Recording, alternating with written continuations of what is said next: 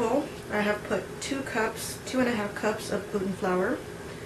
Then you take 1/4 cup of oil, put in the gluten flour, mix it with the gluten flour. Then, once, you don't have to mix it fairly well, just enough so that it's incorporated in the flour. Then I have here about 2 cups of water, and I'm going to put a little bit of water at a time. Mix it. See how it turned out.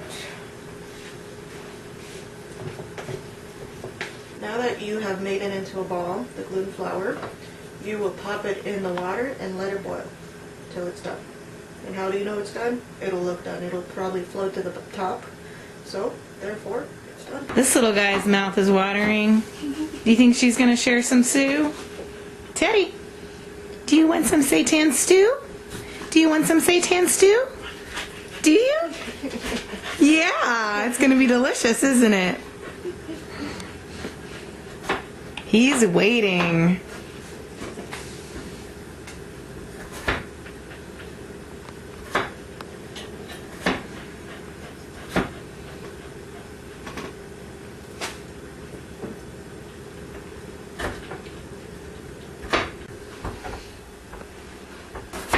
So tell me about your inspiration for this dish and all the ingredients that you're putting into it. Well, I was thinking of doing a series of slow cooker recipes, and a lot of the recipes normally have meat and potatoes.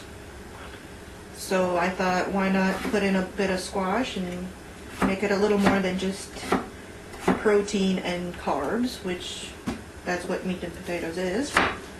So instead, we need to add a couple of extra veggies to make it healthier. At least pretend we're eating healthier, right? What kind of flavors are going to be in here? Because I know you're not just going to let the potatoes and the squash rule the show. I have a bouquet of rosemary, thyme, and sage that are going to go in there. I have cut up half a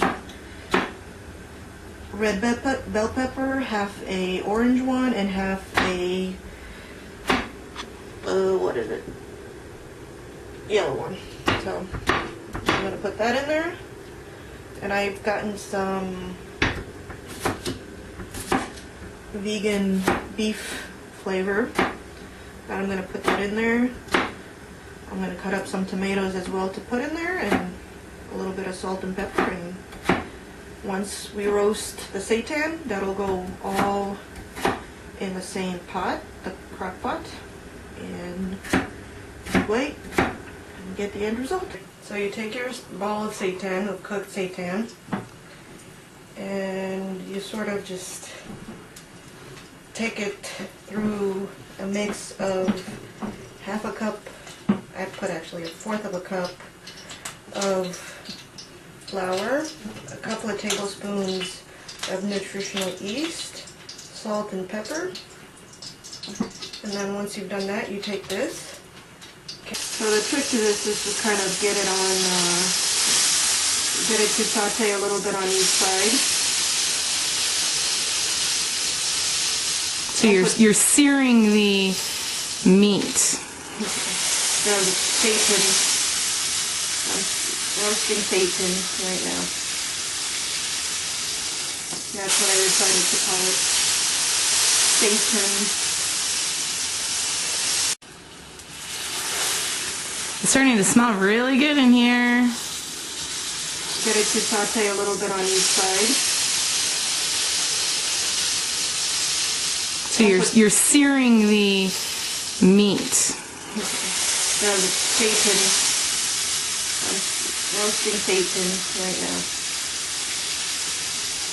That's what I decided to call it. Seitan. Okay. I have here 1/4 of a cup of soy sauce, 2 tablespoons of smoked liquid smoke, That's the Romanian coming out of me. And 3 bouillon cubes. Now these are unbeef, fake beef, but you can also just use vegetable stock. So, to make vegetable stock. There you go. Put that all in there. Oops.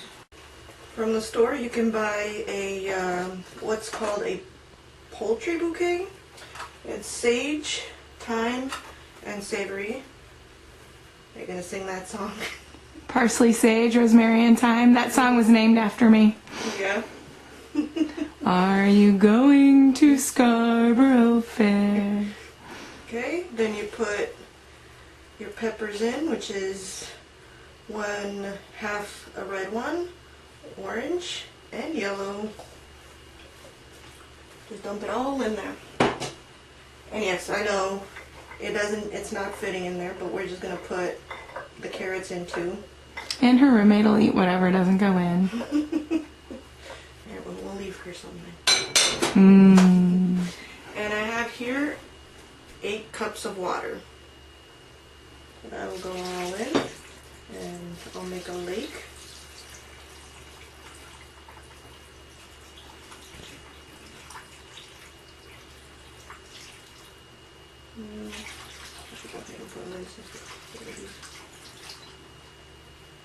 And there you go.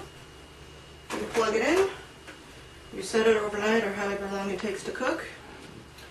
And you have vegan pot roast,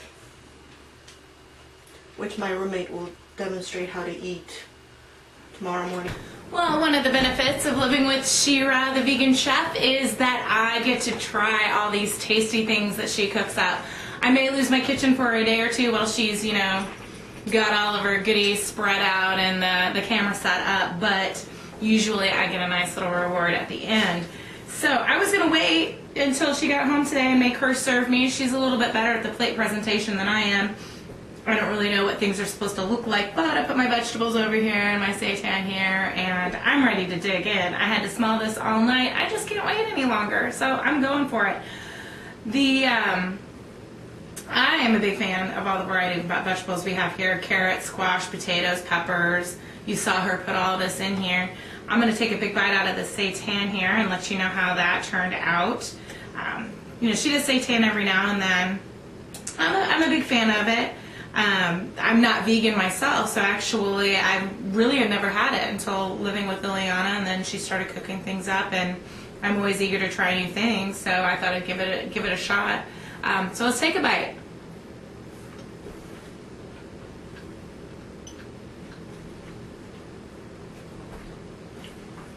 That is tasty. For those of you that are cooking for your non-vegan friends, a little bit softer of a texture than actual meat. It still has a very good, you know, meat-like texture, great for a meat substitute. That searing that she did on the side really helps kind of make authenticity to the meat, to the texture, helps a lot. And I, you know, I was smelling it as she was cooking it yesterday and doing that, the searing part of it. I definitely think that whatever flavor you want, you know, putting some liquid smoke in that pan or whatever to personalize it to your taste a little bit, definitely work for that. But yeah, definitely picked up the flavors. The onions and the spice bouquet that she included in there worked out really well. Take a big bite of the squash. I'm a big fan. Squash, low calorie, yet filling, nice hearty food. Also good. She's got another winner. Thank you, Vegan Chef.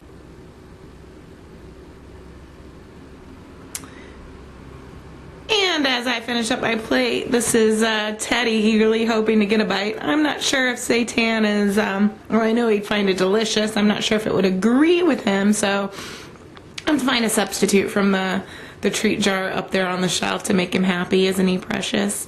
We love him. He keeps us all happy and satisfied, so take care. Teddy, who's a good boy? Who's a good boy?